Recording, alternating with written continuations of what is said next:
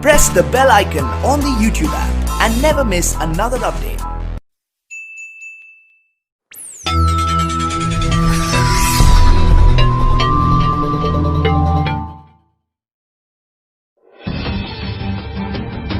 सभी आदरणीय मुख्यमंत्रीगण, केंद्र में मंत्रिपरिषद के मेरे साथी,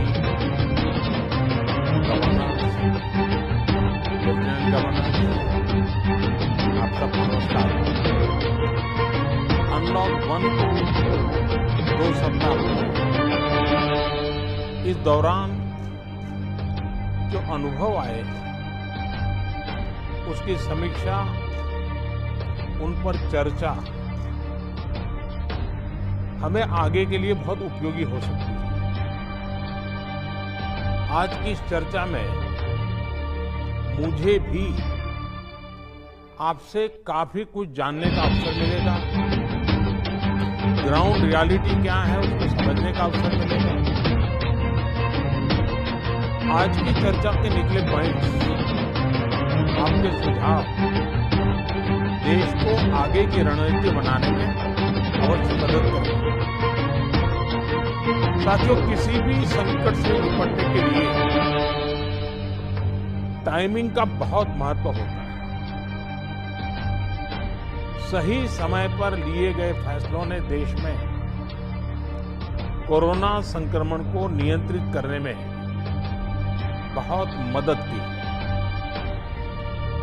भविष्य में जब कभी भारत की कोरोना के खिलाफ लड़ाई का अध्ययन होगा तो ये दौर इसलिए भी याद किया जाएगा कि कैसे इस दौरान हमने साथ मिलकर के काम किया। कोऑपरेटिव फेडरलिज्म का सर्वोत्तम उदाहरण प्रस्तुत किया। साथियों, जब कोरोना दुनिया के अनेक देशों में चर्चा का विषय भी नहीं बना था, तब भारत ने इससे निपटने के लिए तैयारियां शुरू कर दी थी, फैसले लेने शुरू कर दिए थे। हमने एक एक भारतीय की जिंदगी को बचाने के लिए दिन रात मेहनत की। बीते हफ्तों में हजारों की संख्या में हमारे भारतीय भाई बहन विदेश से अपने वतन वापस लौटे।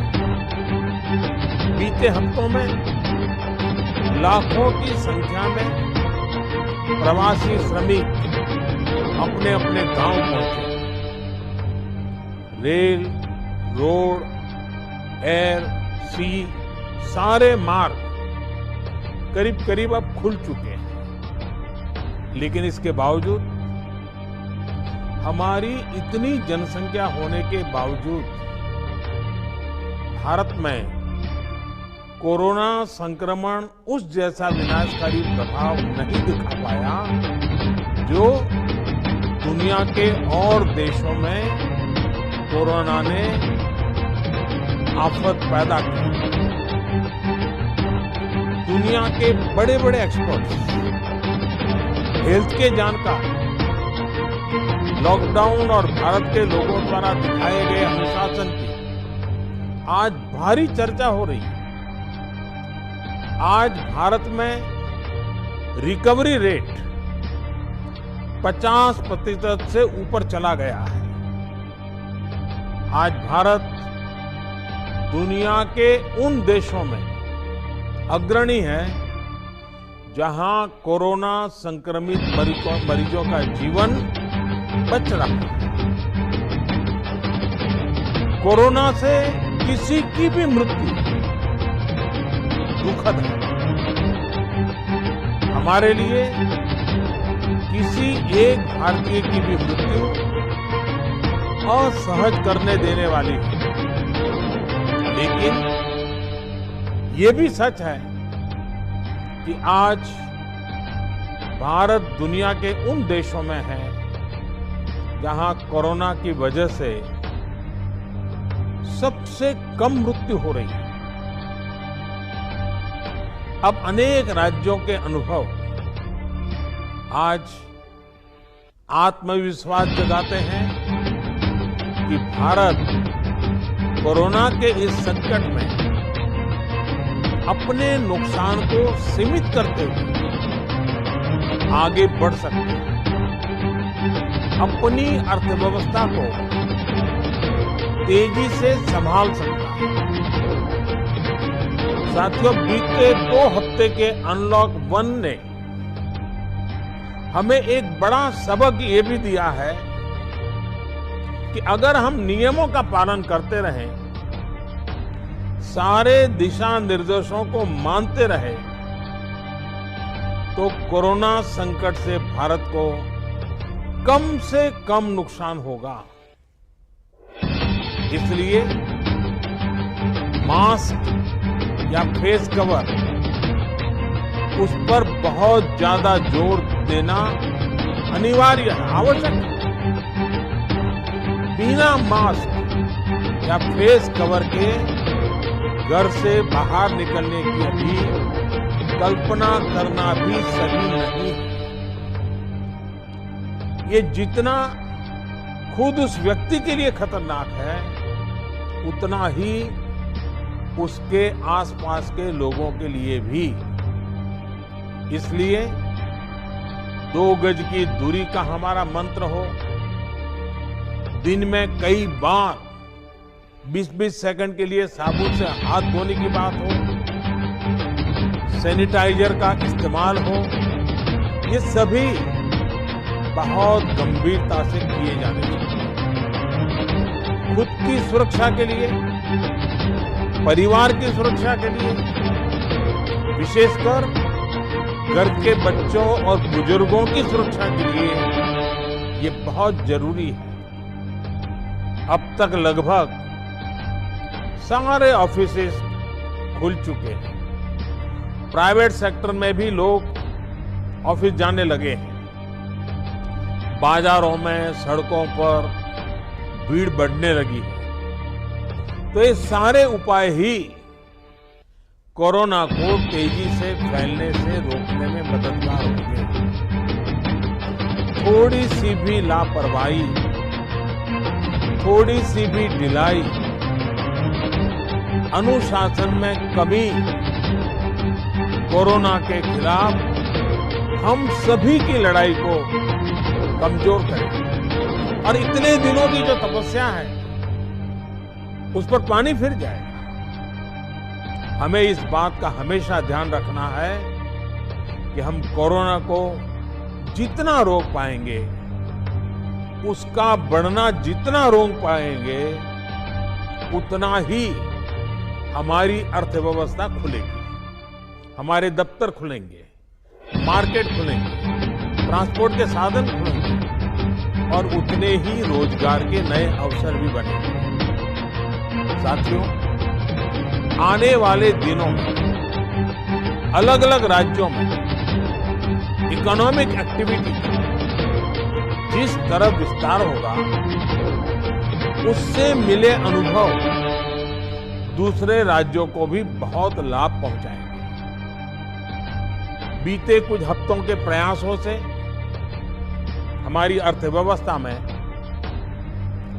ग्रीन शूट्स दिखने लगे। पावर कंजम्पशन जो पहले घटता जा रहा था, वो अब बढ़ना शुरू हुआ है।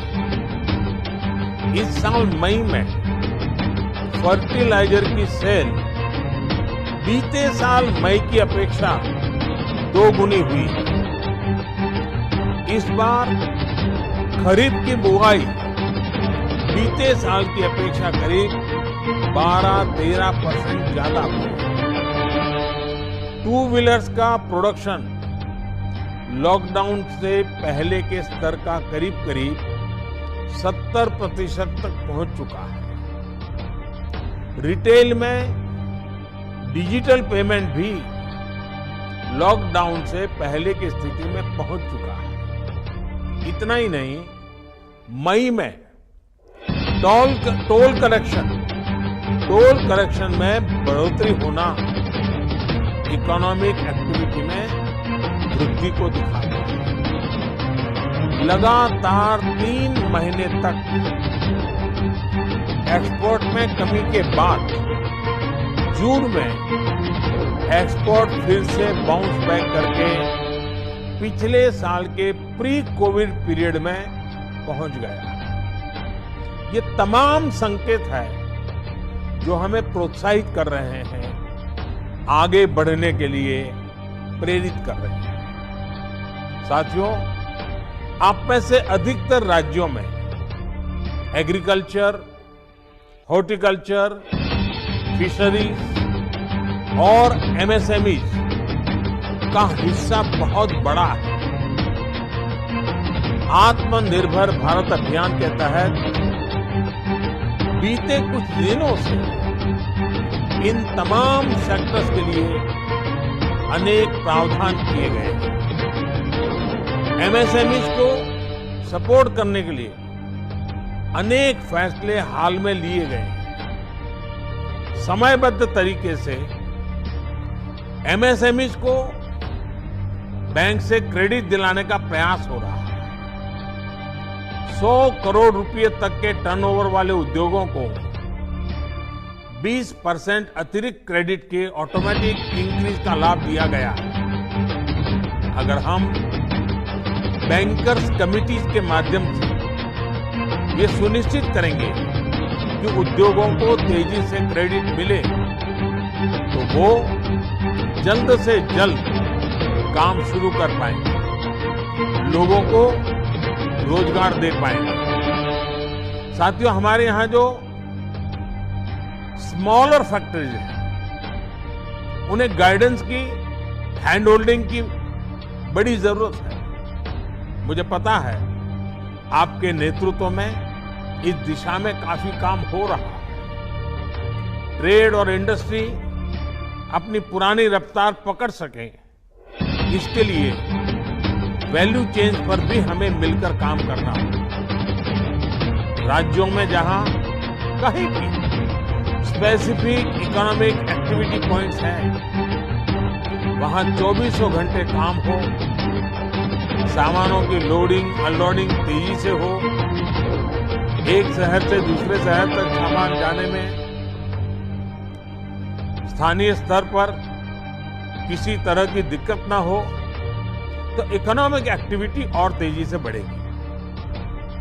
साथियों, किसान के उत्पाद की मार्केटिंग के क्षेत्र में हाल में जो रिफॉर्म्स किए गए हैं, उससे भी किसानों को बहुत लाभ होगा।